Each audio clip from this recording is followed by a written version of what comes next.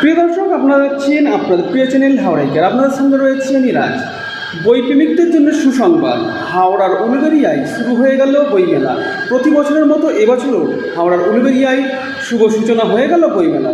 আজ থেকে শুরু হয়েছে, অর্থাৎ 2 তারিখ থেকে শুরু হয়েছে, চলবে 7 তারিখ পর্যন্ত।